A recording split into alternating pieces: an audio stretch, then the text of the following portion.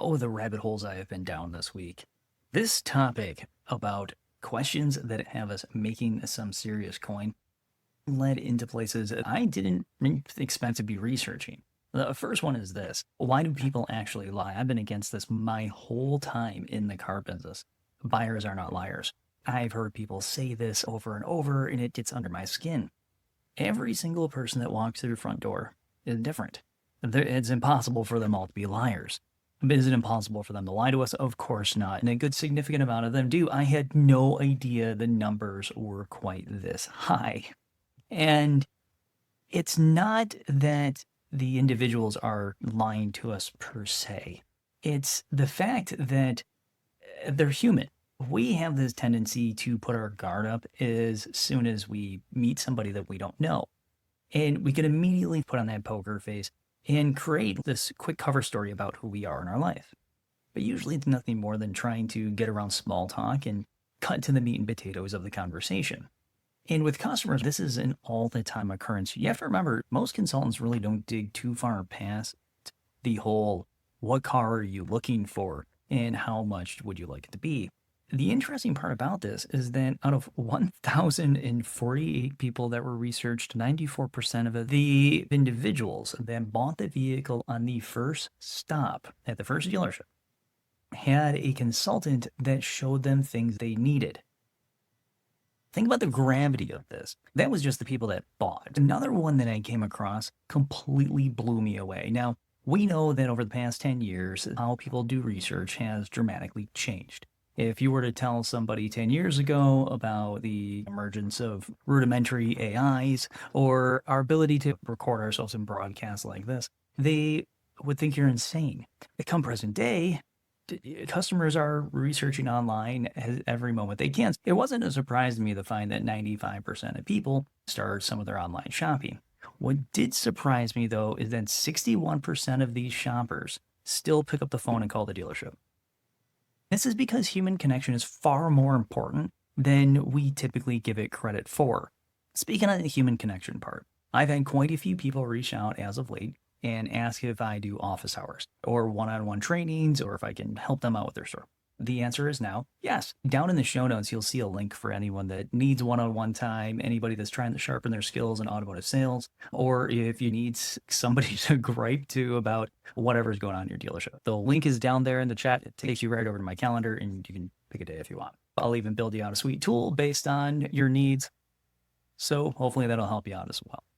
Now, customers aren't looking for anybody that knows the basics. They already know that. Their research has been done. 95% of people are researching cars online.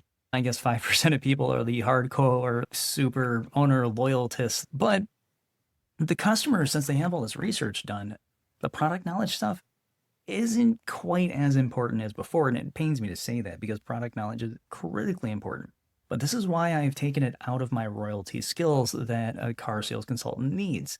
You need to know your product. That's baseline 101. Just know your product. Do you need to know all the technical aspects of it? Take it from somebody who obsessed over the stuff. You do not. You'll drive more business away than you will attract with too much product knowledge. The royalty skills really come down to your ability to build trust and your ability to have that customer understand that you're a good person, and have that customer know that you're not the stereotypical used car sales consultant or new cars consultant. They want to know that they're actually working with somebody who's going to be decent to them. So discovery at this point, when a customer calls in, they're looking for a human and they're not looking for somebody that can recite every single statistic. But this is what separates the pros from the order takers. If we skip the whole area of asking the right questions, giving the customer pathways and identifying those pathways, we're wasting deals on time. There's really no reason for us to be doing that. Time is tightly tied to positive CSI. Time is also tightly tied to negative CSI. But time is also one of those items that you can't fix. We haven't discovered that one yet. This week, I have built a cue card called the Discovery Pathways cue card. This particular cue card is completely free. Many of you know that I am beta testing all my future tools. and giving them a way for you to check out. In the show notes, you will see a couple more links. One is to the free Discovery Pathways cue card. The other one is to the full-blown beta test. It's open to anybody who wants. All I ask is for a little bit of feedback on the tools every single week if you could, and that's hugely helpful. But the free tool, you can download it right down there. You just sign up for the newsletter. We talk about 3 conversational pathways here. One is contextual, the other one is constraint, and the other one is commitment.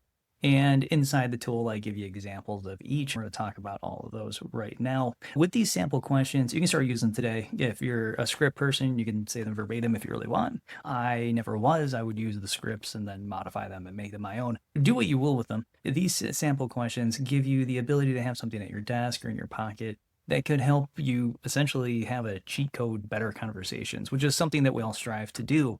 Now we're going to start at the context pathway. This is where we start broad and safe when it comes to conversation. This is used for customers that really, you know that they're hiding something. The underlying fact of why they're standing in front of you just hasn't bubbled up yet. They haven't told you anything to really throw you off. They know that they need help. But this particular customer comes looking for an SUV. The real trigger to them buying this thing is they got a new grandbaby coming up. They're super excited about this. They need to make sure they have enough room for car seats, strollers, family trips, things like that. They are rocking grandparents. They are looking to participate. The cue card and the tool here gives you the ability to have 3 clean openers to go along in a situation like this, or you can use them quite frequently. What changed since you started shopping? Walk me through a normal week in your car. Who else rides with you most?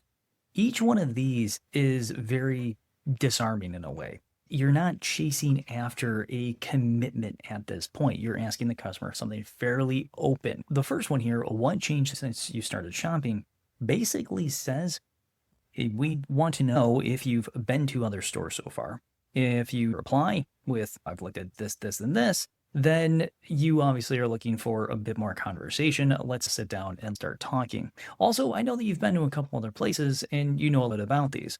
So tell me more. What are you looking for? This is where you set yourself apart from everybody else. Because keep in mind, the average consultant skips large portions of needs assessment and gets to the paycheck.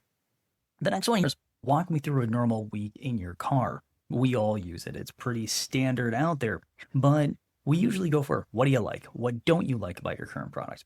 This one is, walk me through how you use your car. What is your operational process? When you get in your car, what's the first thing that you interact with? What's the second? What's the third? This allows them to start to tell a story about who they are and for us to get some details and start to marry those to features of the vehicle that actually apply to who this person is. Then, who else rides with you the most? This puts them hopefully in a positive mindset. If grandma's talking about her daughter and all the great conversations that they've had lately while they've been driving around, then that's something that is positive and it's going to help you build rapport much more quickly. But we don't want to shotgun 20 questions here. We're not interrogators, and we're not the Riddler. We're not somebody that is going to ask one question and then all of a sudden say, oh yes, we're good. Ask these questions, pause, reflect back on them, then move on to another question that digs up more to get the roadmap on how to sell them a car. Now, the constraint pathway is, again, taking down the customer's guard. This is because many people really do believe that we are the worst of the worst. With so many people online complaining about my car dealership pricing and already having these preconceived ideas of what it should be while buying a car, sometimes even after they purchase, they still haven't been given enough value from their car sales consultant to say, hey, you know what, this person was actually really good.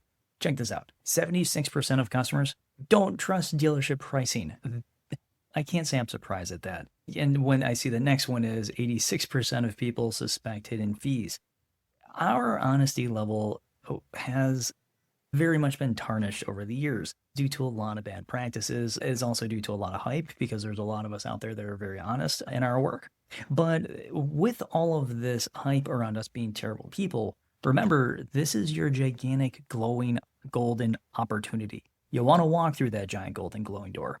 And when you do, you realize that, hey, everybody else with those bad practices, they're working over there. I'm doing my thing. And you can build trust pretty fast once you start to actively separate yourself from everybody else. And the cue card is going to help you also arm yourself with a bit better phrasing. So, for example, any must-haves or deal breakers so I don't have to waste your time. I like that one. And then the next one, how are you thinking about your monthly comfort range? And this negates words like payment from it. It also negates commitment to a specific number. Because the one thing that we all hate is when we see a customer sitting down and they're like, well, 250, 350 a month. And it's like, what? No, we don't do that anymore. How much money are you going to go ahead and throw at it? It's unreasonable. So we need to ask this in a much more broad way. The first question here was any must-haves or deal breakers so I don't waste your time. This is where you're shifting the tone and taking down their guard because nobody wants to have their time burned up. Again, it's the most expensive thing that we have. With this question, you're protecting their time and telling them, hey, I don't want to waste your time and I sure as heck don't want to waste mine. How can we get to just what you're looking to accomplish today? What are those must-haves? What are those deal breakers? And when it comes down to your comfort monthly, do you have any sort of range there? It just comes off very differently than, hey, where do you want your payment? I've always hated that because you start negotiation right in the beginning. If you have a range of where are you now with your vehicle and what do you find comfortable? Obviously, you've been paying on that for a little while. That amount they're paying now should still be within their wheelhouse as long as they haven't made any major changes in their life.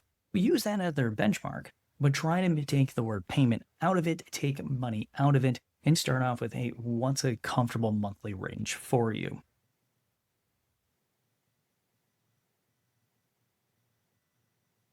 And finally, the commitment pathway. The commitment pathway calibrates readiness without applying extra pressure. This is where a lot of sales consultants get themselves in trouble on the survey, especially when pressure-oriented questions are being asked.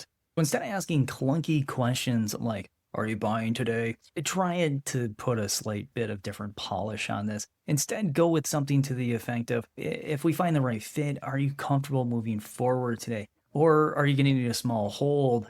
You're being respectful. You're being honest. You're actually showing the customer that you're here to provide answers and want to make sure this is something they're comfortable with. When you start to build trust, comfort is a huge piece of it. If the person in front of you is in an anxious state, if they're not comfortable, if they're not with you entirely, they're not ready to make those decisions and commit to this particular car.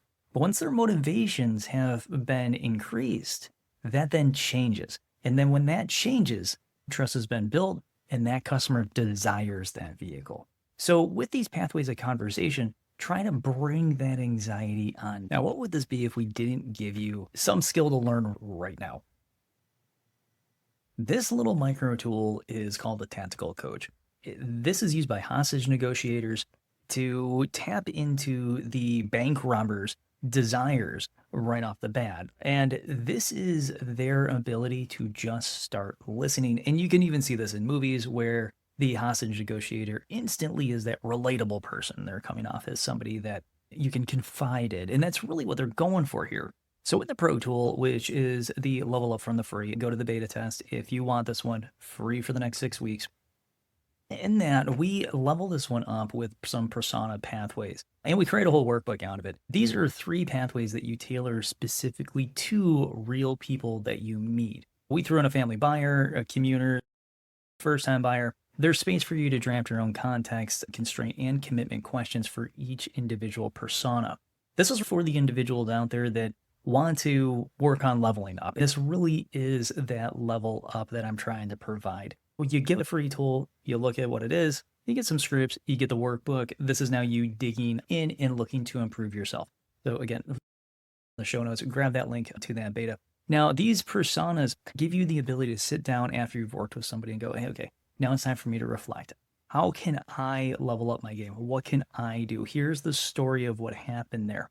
This gets you back to that basic positioning of how do I carry on a good conversation with the customer, and gives you the ability to reset every time.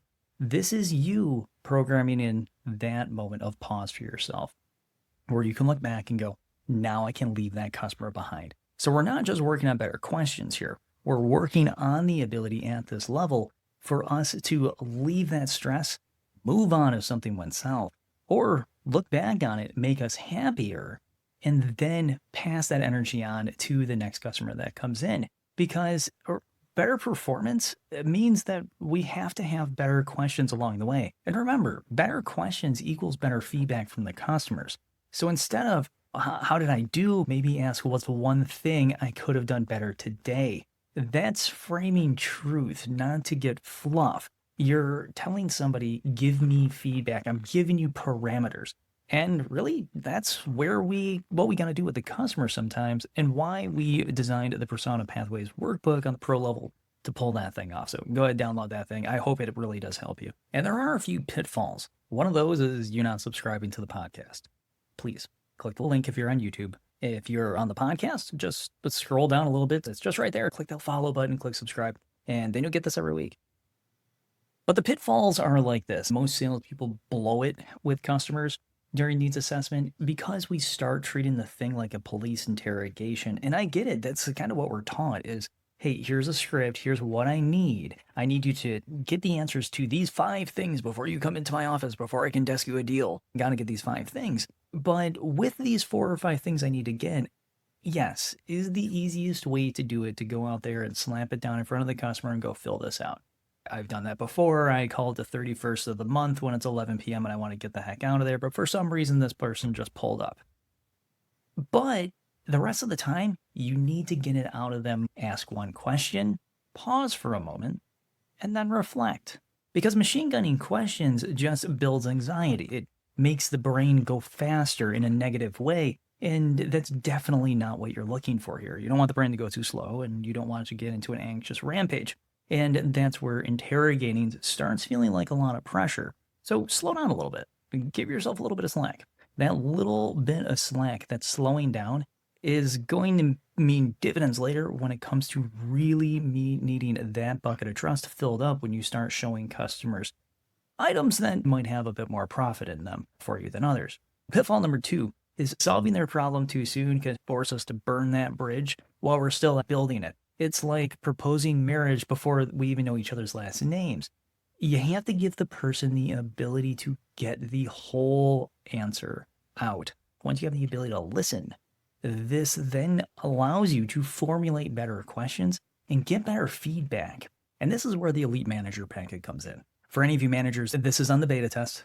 Click the link in the show notes. Now, if you're a sales consultant, this is something pretty darn cool to check out. You can be the pro at your dealership and go, I'm going to teach the lesson today as the green pea. And it's built to be turnkey. So your first line, it tells you exactly what to say. And then you go on through and do exactly what it tells you to do. As a longtime trainer, I have set this up to be something that any manager that is not skilled in teaching, any manager that is looking to upgrade in the areas of leadership and have a better team, can pick up the document and straight up just read it.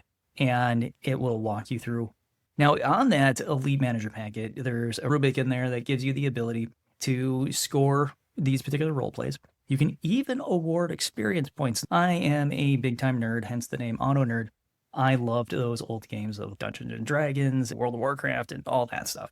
And with those, experience points were always awarded. This week, I have added on in a fun game inside of there for the whole week. Last week, we did some, and for the showroom, turn the showroom into a D&D minefield. This week, we are going to do pretty much the same thing, but with a different tone, since I got some good feedback on that.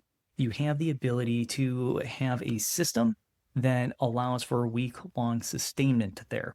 So you can continue the activity out of your Saturday morning meeting into the rest of the week, giving proof that things are changing, showing who the leaders are and who really just doesn't care. Because CX is that item that helps us sell more cars and make more money. It really does turn discovery about all of this stuff into a game, and sometimes you can even get the customers in on it, and you can have a whole bunch of fun. And fun is really what sells us. It creates one heck of an awesome emotional environment.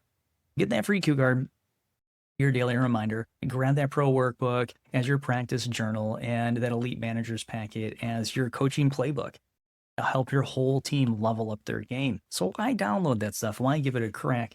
Well, the reason is this, is that our job here at AutoKnerd is to show that we can be respectful people out there Selling vehicles that actually have empathy and care about the person on the other side of the table. This whole thing is there to help make the process feel smoother. When customer experience is awesome, when CX improves, not only is it great for your surveys, but it's great for your pocketbook, because customers that feel that the process was smooth, well, 71% of them said that they'll come back to the dealership after they left. If it's stressful, only 16% would return.